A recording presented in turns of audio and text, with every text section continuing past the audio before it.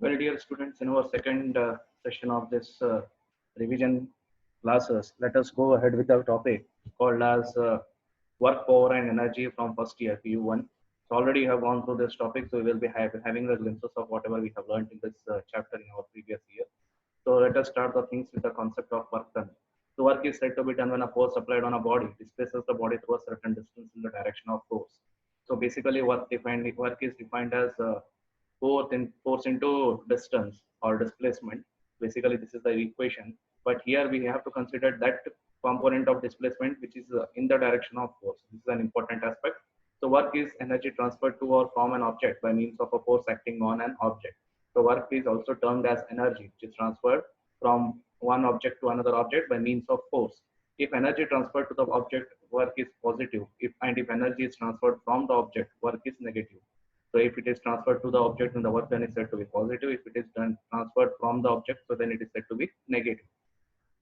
So here basically what will happen is we are having our equation, that is W equals to F dot D, that is force into displacement, where both are vectors. So it is dot product of two vectors. Further we are having it as Ft cos theta. The Ft cos theta is the F into D cos theta, which is supposed to be the component of displacement in the direction of force. So this is for work done by a constant force. When you consider the force which is variable in magnitude, so then it will be given by W equals to integral of A to B F dot dr, where A and B are the change in position of an object after the application of force on it. So now if at all theta is lying between 0 to 90 degrees, then work done is said to be positive. If theta is 90 degrees, then work done is 0 because cos 90 will be 0. So 90 degree to 180 degree, work done will be negative as cos will be negative in that case. So moving further, next area under the force displacement curve. So graphically, area under the force displacement curve is giving you work done. So when we calculate the area under any graph, that is force versus displacement graph. So in that we will calculate the work done. The work done will be obtained by calculating the area under the graph. So the work done can be positive or negative as per the area above the x-axis or below the x-axis respectively. So in the second graph, you can see there is an graph which is having its area in positive coordinate as well as in negative of the x-axis. So in that case, what will happen is basically, so above the x-axis if it is, so then it is considered as positive work. If it is below the x-axis, so it will be considered as negative work respectively. So these are all different cases. So here we are having negative work, zero work, and positive work. So as you can see, negative work, the angle between F and S is greater than 90 degrees.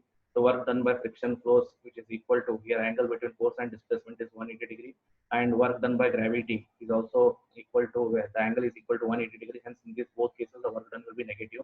Further, if the angle is 90 degree, now motion of a particle in a circular path, theta will be equal to 90 degree force and displacement.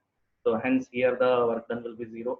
Further, as small f is equal to capital F in the next diagram, you can see mg equals to 100 Newton. Hence, S will be equal to 0. So this is the second case where the work done will be 0. If at all there is no displacement in the body and the net force acting on it will be 0, or the net displacement will be 0. So in both these cases, what will happen is the work done will be 0. Now positive work, the angle is acute angle, that is less than 90 degree. So here what will happen is if you observe the motion under gravity, that is theta equal to 0, cos 0 will be 1, hence your work done will be maximum and positive here. So here we are having two cases, so motion under gravity and work done by friction force on block A. So if you consider work done by friction on block A, theta will be 0. F and S, the angle between these two will be 0. Hence, what will happen is the work done will be said to be positive work. Now, work done by variable force. So here we are having a variable force whose magnitude will change with respect to time. So in that case, the work done will be given by dW equals to F dot ds. And when you calculate the total work, so this is a small work done for small displacement. When you calculate the total work done, so it will be shown from A to B, it will be shown by say W equals to A to B integral F dot ds or A to B integral F cos theta into ds. So in terms of components, as you know, force is a vector quantity, so it can be written as Fx I cap plus Fy j cap plus Fz k cap, and ds will be written as dxi cap plus dyj cap plus dz k cap. So in that case, work done will be defined as dot product of f and s. So in that case, it will be fxi cap plus fyg cap plus fzk cap and dx dot dxi cap plus dyg cap plus dzk cap. So in that case, it will be fx dx plus fy dy plus fz dz, because I dot I will be 1 and I dot j I dot k will be 0. So this is how we obtain the equation for total work done. Moving further, let a body whose initial position is x1. Now here I am considering the graphical understanding of the work done. So we are having a graph here, basically fx graph. So in this we are considering an small initial position the particle the body is having as x1 and the final position is x2. So I need to calculate now here force. If you observe, it is not a uniform force, it is not a constant force. So it is a variable force here. So now I need to calculate what is the work done in this case. So it will be given by, initially I consider a small strip dx in which I calculate the work done. I assume here the force to be constant. So in that case it will be dw equals to f dx, and then further when I can consider for a whole region, that is from x1 to x2, so I can integrate it. So integrate x1 to x2 dw, which will give integration x1 to x2 f into dx. So here work done will be equal to sum of areas of various strips of width dx and x1 and x2. So w will be equal to area under the curve between x1 and x2. So this is how for a variable force we can calculate the work done. So if a force is linearly changing from F1 to F2, then we can calculate the work done by the formula F equals to F1 plus F2 divided by 2 into S. Because here F1 plus F2 by 2 basically will give you the force, net average force which is acting over the graph, and then we can calculate from it the work done. Moving further, work done by a spring. So the force applied by a spring is a variable force.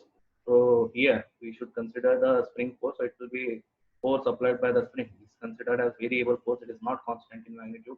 Therefore, the force applied by spring is given by the equation F equals to Kx, where K is the spring constant. This equation is also called as Hooke's law. So work done by the spring, if it is stretched from x1 to x2, will be given by W equals to integration x1 to x2 f dx cos pi. Cos pi is cos 180 degree. So hence here work done will be negative. And you will observe that here the equation, that is when integrated x dx from x1 to x2, you'll get it as x square by 2, which will be again from x1 to x2. So substituting the limit, you'll get it as minus half k x2 square minus x1 square. So if a spring is relaxed, x1 will be equal to 0. So final initial position will be 0. So then x2 will be equal to x1, and then w will be equal to minus half kx square. So work done is pulling the ball of a single point balloon of length L through an angle theta is given by w equals to mg L into 1 minus cos theta. So here work done in pulling a ball will be calculated as mgl into 1 minus cos theta, where m is the mass of the body of the bob, g is the acceleration due to gravity. Similarly, a uniform rod of mass m and length L is suspended vertically. If it is pulled to a side till it makes an angle theta with the vertical, or work done in pulling the uniform rod of length L through an angle theta is given by. So suppose we are having a rod L and we are pulling it from one side so that it makes an angle theta with the vertical. So then the work done can be calculated from the equation force into displacement as mgl by 2 into 1 minus cos theta, where L is the length of the rod. So when a body of mass m is moved on a rough horizontal surface to a distance s, work done against friction is given by W equals to mu mgs. So here basically the friction force will come into picture, hence it will be mu mg into s, that is displacement. If a body of mass m slides down to a distance s along the smooth inclined plane, work done by gravity is W equals to mg sin theta into s. So here work done is calculated here, again force into displacement. So here force will be equal to mg sin theta. So a working uniform chain of mass m of length L is hanging 1 by n from edge of a table. Work done to pull the hang part on the table. So this is a standard numerical in physics, wherein there will be a chain which will be hanging, and m is the mass of the chain, L is the length of the chain. So here what will happen is L by n part of the chain is hanging from the edge of the table. Then what should be the work done in order to pull the chain upwards? So it will be given by mgl divided by 2n square. So a bucket full of water of total mass m is pulled up by using uniform hose or uniform rope of mass m and length L. Work done is equal to, so W equals to mgl plus mgl by 2. So mgl, capital mgl, m is the mass of the water, bucket full of water, and small m is the mass of the uniform rope. The uniform chain of mass m and length L is kept in a smooth horizontal table such that 1 by n of its length is hanging down vertically from the edge of the table. The work done against gravity to pull the hanging part on the table is W equals to mgl divided by 2n square. So this is how we calculate again the same numerical, that is chain numerical it is. And here we calculate the work done against gravity divided by 2m square.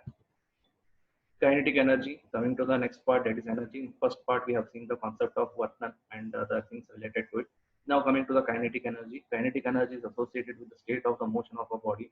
Mathematically, whenever you see any object is in motion, so basically it possesses kinetic energy, and it is calculated by the equation half mv square. So as mass m and v square, v dot v are always positive, kinetic energy is always positive scalar quantity. So energy is a scalar quantity and kinetic energy is always positive. Since we are having m into v dot v, so both are positive and they cannot be negative. So that is how we will be obtaining this equation. Hence, kinetic energy can never be negative. So relation of kinetic energy with linear momentum. So here we are having an equation for kinetic energy as equals to half mv square. So if you multiply and divide by v, so then that case what will happen is you will be having it as say half into m into v square by v. So m into v can be written as p. So it will be half of p v square divided by v. Or e will be equal to v and v gets cancelled out. It will be half pv. Or e will be equal to p square divided by 2m. So if p square by 2m is obtained when you multiply the equation of kinetic energy, that is half mv square by m and divided by m. So m into m will become m square v square divided by m. So it will be m p square divided by 2m. So this is how we obtain the equation. So there are different equations for kinetic energy. So depending upon the given data in the numerical, we can use this. So E will be equal to half mv square, which is equal to half pv, which is equal to v square by 2m.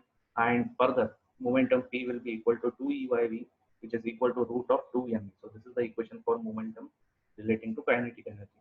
Rotational kinetic energy is given by half I omega square, where half I is the moment of inertia, omega is the angular velocity. So here what will happen is it can also be written as L square divided by 2I, where L is the angular momentum and I is again moment of inertia of the equation. So rotational kinetic energy we will be seeing in our next chapter on the system of particles and rotational motion. So this is the tabular column or say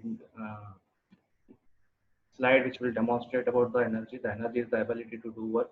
The work done will be stored as energy in a body. So kinetic energy, the ability to do the work due to its motion, and potential energy, the ability to do work due to its position. Then formula for kinetic energy, half mv square, which is equal to p square by 2m, which is equal to half pv. So W equals to delta K. So this is again from work energy theorem, that work done will be stored as change in kinetic energy. And here potential energy when we consider, so it is due to, there are two types. One is due to position and the other is due to configuration. So gravitational potential energy will be equal to mgh, and potential elastic potential energy will be equal to half px square. So here h is the height, so it is considered in picture when we are having gravitational energy acting over a body. The work done against the gravitational force will be stored as gravitational potential energy, and elastic potential energy that is due to configuration will be stored as half kx square. Potential energy of a system of particles is the work done by the system of bodies can do by virtue of the relative position of its parts, that is by virtue of its configuration. So because of its configuration, because of its position, whatever the work will be done, so it is stored as potential energy in it. In mechanics, two types of potential energy are of particular importance. One is gravitational potential energy and the other is elastic potential energy. Coming to gravitational potential energy, GPE, so it can be written as U2 minus U1, which is equal to mgh, where U1 and U2 are the respective potential energies at position 1 and 2. So as the position of an object changes vertically, we observe that there will be change in its potential energy because it is depending upon mgh, that is height. Hence, we are having two equations for potential energy, that is mgh1 minus mgh2. So it will be basically written in general as mgh. Now, elastic potential energy is obtained from Hooke's law. So Hooke's law states F is equal to minus kx, so U will be equal to half kx square. So this is the potential energy due to of a spring. Okay, so here we will be obtaining it by using Hooke's law. In the negative sign in this Hooke's law indicates that force and displacement are in the opposite direction. In whichever direction the spring force is, the displacement is opposite to it, so it is indicated by minus sign. Moving further, conservative and non-conservative forces. So in an important aspect, so here if the work done by a conservative force in displacing a particle from one point to another depends only on the position of an object. So it is quite independent of actual path taken. So if work done is independent of the path followed, then we call it as conservative force. And if the work done is dependent upon the path followed, then we call it as non-conservative force. Like the gravitational force and electrostatic force, they never depend upon the path followed. They depend only upon the initial and final positions. Hence, we call them as conservative force. And whereas we may consider viscous force and frictional force, So they depend upon the path followed and they are independent of the positions of the object. Hence, what will happen is these forces will be called as non-conservative forces. Potential energy function and associated conservative force. If we know the potential energy function U of x for a system in which one-dimensional force f of x acts, we can find the force as f of x, which is equal to minus dux divided by dx for one dimension.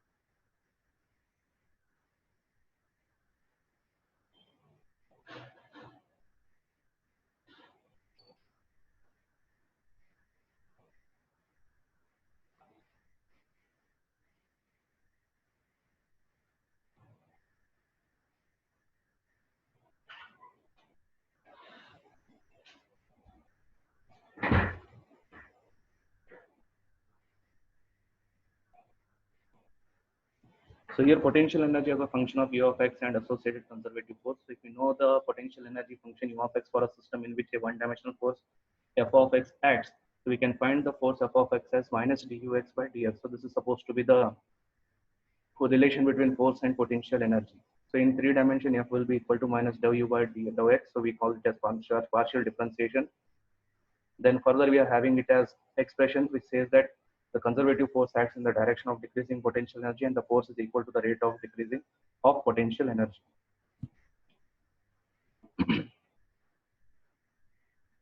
Further, we are having three different types of equilibrium here. So at equilibrium position, the force is to be zero, hence minus du by dx will be equal to zero, and u will be equal to constant basically. So this is the equation which we obtained here.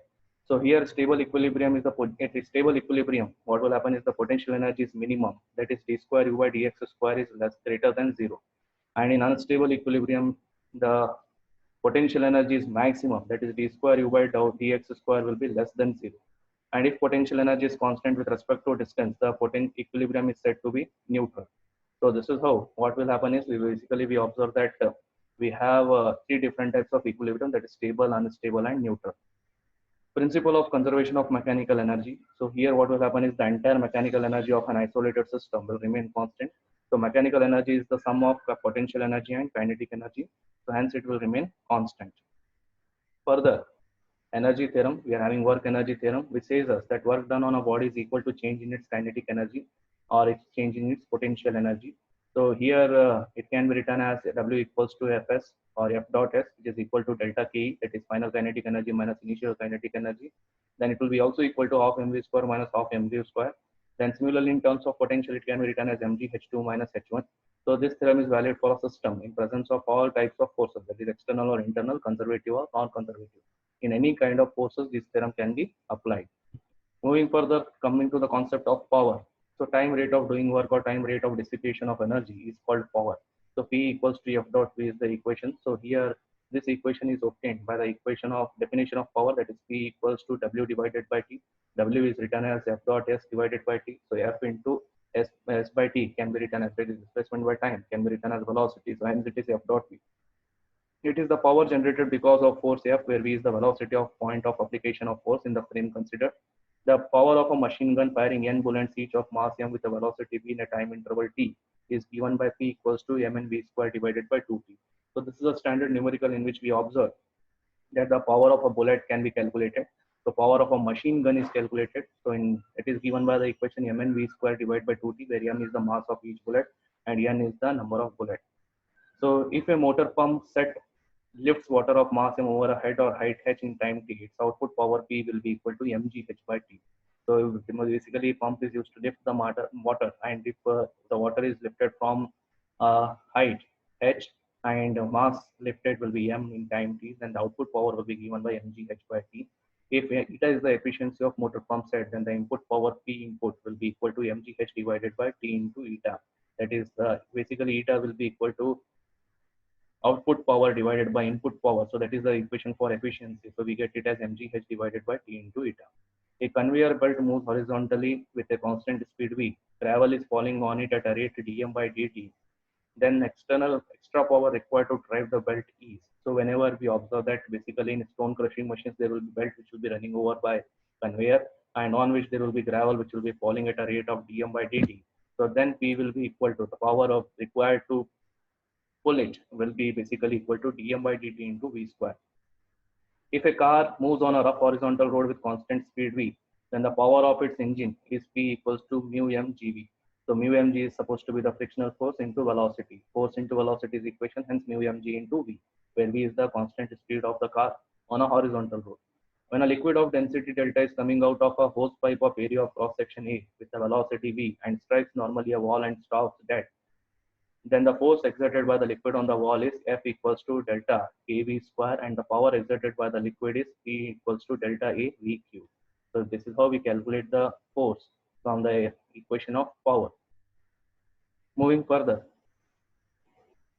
if a machine gun fires n bullets per second such that the mass of each bullet is m and coming out with a velocity v, then the power is of the machine gun is given by P equals to half mn v square. So half mn v square is the equation. If a pump or crane is used to lift up water or coal of mass m to a height h in time t, then the power of that pump or crane is P equals to mgh by t. Its efficiency eta will be equal to eta by 100 in terms of percentage. Power will be equal to mgh by t. Similarly, the body of mass m is initially at rest. By the application of constant force, its velocity changes to v naught in time t naught. So then the kinetic energy of that body at any time t is given by half m v naught square t divided by t naught whole square. So instantaneous power at any time t will be equals to m into v naught by t naught whole square into t, and average power will be equal to m by 2 into v naught by t naught whole square into t. The bullet of mass m fired horizontally with a velocity v, with which it strikes a wooden block of mass m suspended vertically. After striking the block, the bullet stops in the block by piercing it. If the combined system rises to a height h above the initial position, then the velocity v equals to 1 plus m by m into root of 2gh, which is equal to small m plus capital M divided by m into root of 2gh. So these are all standard results which are obtained by considering our work energy theorem and the concept of power used there. Now coming to the application point of view, so a particle of mass m is dropped from with a zero initial velocity from top of a frictionless curved surface. Total mechanical energy initially at height h is m equals to mgh plus 0. So this is at height h. Then the total mechanical energy is at the bottom will be 0 plus half mv square. So equating, we get it as half mv square equals to mgh, or v final will be equal to root of 2gh. Similarly, further, a car of bus and bus of mass m1 and m2 respectively are walking on a straight road. They are stopped by application of same retarding force such that their respective stopping distances are x1 and x2. Considering the following equation, they are moving with the same velocity, so then half mv square equals to fx, and x will be equal to mv square divided by 2f. So x is directly proportional to mass, so x1 by x2 will be proportional to m1 by m2. If they are moving with the same kinetic energy, so it will be half mv square, which is equal to fx, so it will be x1, which is equal to x2. So they are moving with the same momentum. So here we have the relation between mass and momentum as inversely, sorry, mass and displacement as inversely. So we are having it as x1 by x2 equals to m2 by m1. So this is how the two distances will be related to each other with the masses. Moving further, the body moving with velocity v is stopped in time t by delivering constant braking power. So then in that case, power into time will be equal to half mv square, which is equal to t, which is proportional to v square. So from this we come to know that time t is proportional to v square. Let 1 by n part of a chain is hanging at the edge of a table taking the horizontal surface of table as zero potential energy position and the potential energy of the chain. So as you can see in the diagram, we are having the length of the chain as L. So nth part of it is lying downward, down along that downward downside the table. And now I need to calculate the potential energy. So in that case, it will be given by minus mgl divided by 2n square. Work done against gravity to pull the hanging part on the table will be equal to mgl divided by 2n square. So two springs have spring constant K1 and K2. So if they are pulled by the same force, so we are having our equation. The relations between potential energy, displacements, and kinetic energy, or say spring constant is U1 by U2 will be equal to X1 by X2, which is equal to K2 by K1. So this is our equation. If they are pulled to same extension, so this will come into picture when you are having same extension. In that case, it will be U1 by U2, which is equal to K1 by K2, which is equal to F1 by F2. So depending upon the parameter which will remain constant and which will vary. So these two equations can be obtained. Now a block of mass m is connected with a spring of force constant k as shown in figure. If the block is released from the rest with the springs relaxed, then the maximum extension in the spring is given by x equals to 2mg divided by k. A body starts with a speed v on a rough surface. The distance moved before it stops is given by x equals to v square divided by 2 mu g. Using this equation, that is kinetic energy is equal to work done, or it is the change in kinetic energy is equal to work done. From work energy theorem, we obtain this equation for x. The stopping distance does not depend upon the mass of the body. So after what distance the block, say body stops, will not depend upon the mass of the body. Coming to the next concept of collision. So basically, uh, if at all the two bodies collide physically or the path of one body is changed due to the presence of another body, we call it as collision. So during collision, if momentum, total energy, and kinetic energy is conserved, then it is called as elastic collision. And if it is not conserved, the momentum and total energy is conserved, but kinetic energy is not conserved, then it is called as inelastic collision. So in elastic collision, the entire energy is conserved, so there is no conversion of energy. Whereas in inelastic collision, some of the kinetic energy is converted into another form of energy as heat or light energy, and that is the reason kinetic energy will not be conserved there. So in collision in one dimension, we obtain the equation. So we have this standard derivation in our chapter, so in which we obtain the equation for final velocities of the two bodies which after colliding. So in that case, we have our equation as v1 dash, which is equal to m1 into e into m2 divided by m1 plus m2. Then plus 1 plus e into m2 divided by m1 plus m2 into v2. So here this equation is in terms of e, that is the coefficient of restitution, which is defined as velocity of separation to the velocity of approach, that is v2 dash minus v1 dash divided by v2 minus v1. So basically this is the equation. In terms of e, the equation is given here, and without e also this equation can be written only in terms of velocities, initial velocities and masses. For complete elastic collision, E will be equal to 1, that is coefficient of restitution for elastic collision will be 1, completely elastic. And for completely inelastic collision, E will be equal to 0. And as you can see, for all other cases, it will be in between 0 and 1. For complete elastic collision, when you substitute the value of E, so you obtain the equation as V1 dash equals to and V2 dash equals to. So basically, this is the equation which we derive in our chapter and calculate the final velocities with this.